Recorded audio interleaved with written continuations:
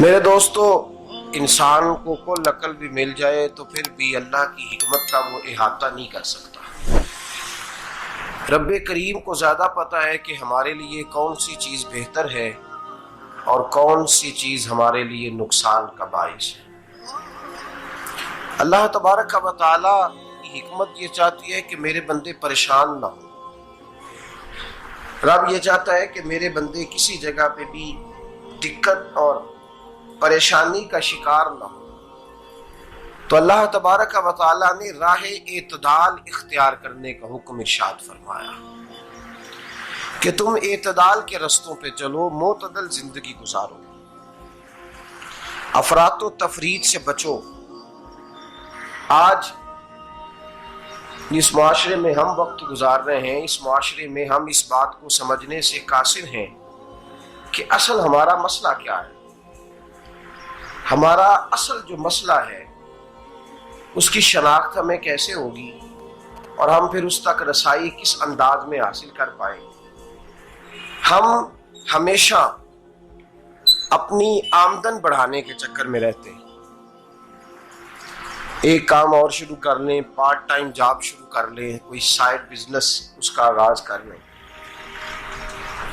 ہماری جو دوڑ لگی ہوئی ہے وہ لگی ہے کام بڑھانے میں، آمدن بڑھانے میں، حالانکہ اسلام ہمیں یہ کہتا ہے کہ تو آمدن بڑھانے کے چکر میں نہ پڑ، اصل بات یہ ہے کہ تو اپنے خرچے کنٹرول کر۔ تنگ انسان وہ نہیں ہوتا جس کی آمدن تھوڑی ہوتی ہے۔ یہ توجہ کیجئے گا میری بات، یہ قیمتی بات ہے اور گفتگو ساری کا لب لباب ہے۔ تنگ بندہ وہ نہیں ہوتا جس کی آمدن تھوڑی ہوتی ہے، اصل پریشان وہ ہوتا ہے جس کے خرچے زیادہ ہوتے ہیں۔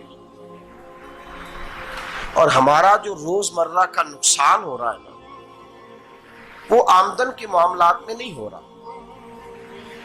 بنیادی نقص جو واقعہ ہو رہا ہے وہ یہ ہے کہ ہمارے اخراجات زیادہ ہیں اور وہ اخراجات کسی اور نے نہیں بڑھائے، وہ خرچے ہم نے خود بڑھا لیے ہیں اور اب ہمیں اس کا نقصان بھگتنا پڑ رہا ہے۔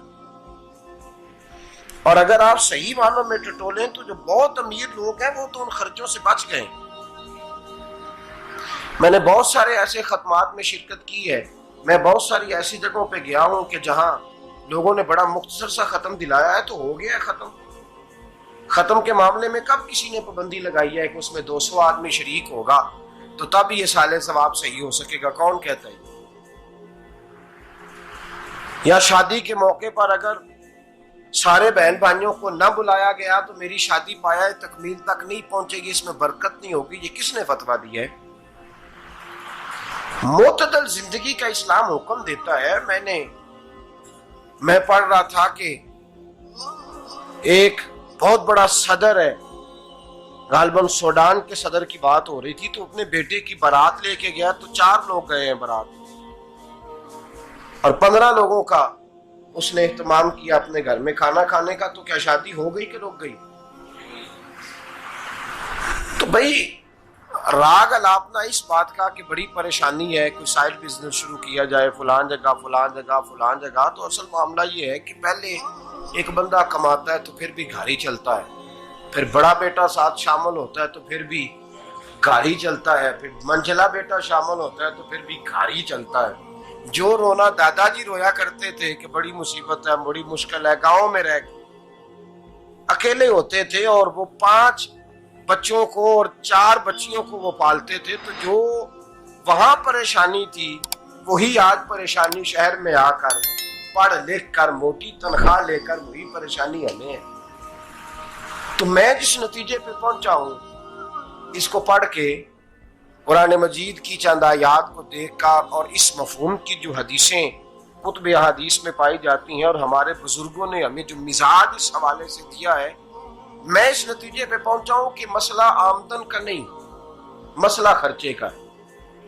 ہمارے خرچے بنیادی طور پر زیادہ، اور اگر پھر ہم زیادہ بوجھ خواتین پہ ڈالتے ہیں کہ وہ مطالبے زیادہ کرتی ہیں، اور اگر آپ مجھ سے پوچھیں تو خواتین کی بھی اگر کسی جگہ کوئی عادت خراب ہوتی ہے تو اس میں اصل کردار اس کا ہوتا ہے جو وہ عادت خراب تو کیوں اپنے گلے سے اتار کے آپ کسی کے گلے میں بات ڈالنے کے چکر میں ہیں؟ وہ خواتین کی طبیعت نہیں ایسی ہے. اصل بات یہ ہے کہ ہم نے عادت ڈالی ہے، ہم نے یہ مزاج ان کو دیا ہے تو ان کا بنا ہے، نہ کیسے بن سکتا.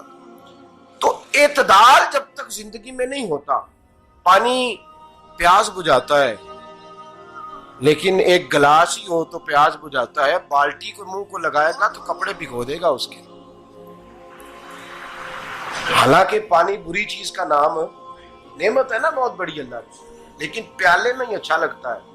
کوئی مٹکا منہ کو لگائے گا تو تانگ ہوگا، پیالہ ہی بہتر ہے اس کے لیے. تو میرے دوست، مٹکے سے بھی بعض اوقات کام چل جاتا ہے، لیکن اگر کوئی کہے نہیں مجھے دریا ہی چاہیے تو اس کا تو گھر بہ جائے گا، سارا گھر بہ جائے گا اس کا. ہمیں دریا قابو کرنے کا موڈ بنایا ہوا ہے تو اس سے گھر بہا کرتے ہیں، اس سے گھر بنا نہیں کرتے. گھر پیالے سے پانی پینے سے بنتا ہے. اگر تو دریا پہ قبضہ کرنے کا موڈ بنائے گا تو گھر بنے گا نہیں، گھر بہ جائے گا. آگ نہ ہو تو کھانا پک نہیں سکتا، لیکن ہلکی آنچ سے کھانا پکتا ہے. اور اگر آنچ تیز کر دی جائے تو جی قرینے قیاس بات کر رہا ہوں، میں عقل سے ماورا نہیں کر رہا. قرینے قیاس سمجھانے کے لیے مثالیں دے رہا ہوں. ہلکی آنچ پہ کھانا پک جاتا ہے اور آگ تیز ہو تو کھانا جل جاتا ہے. تو کھانا اتنی دیر کھانے کے قابل رہتا ہے جب تک وہ ہلکی آنچ پہ پکتا ہے. تو جتنی مرضی تو کہتا ہے نہیں میرا گزارے نہیں، آگ تیز ہونی چاہیے، تو میاں جل جائے گا، جل جائے گا. ہوا نہ ملے تو سانس نہیں آتی، ٹھیک ہے؟ آکسیجن نہ ہو تو سانس، ہوا نہ چلے تو گزارا نہیں ہوتا. لیکن اگر تیز جلے نا، اگر تیز چلے تو آندھی اور طوفان بن جائے تو چھتیں گرا دیتی ہے، جانیں لے لیتی ہے. ہم ہیں طوفان کے چکر میں، ہم ہیں دریا کے چکر میں، ہم ہیں بڑے لاؤ کے چکر میں. تو میاں ہلکی آنچ ہی اچھی ہے، یاد رکھ.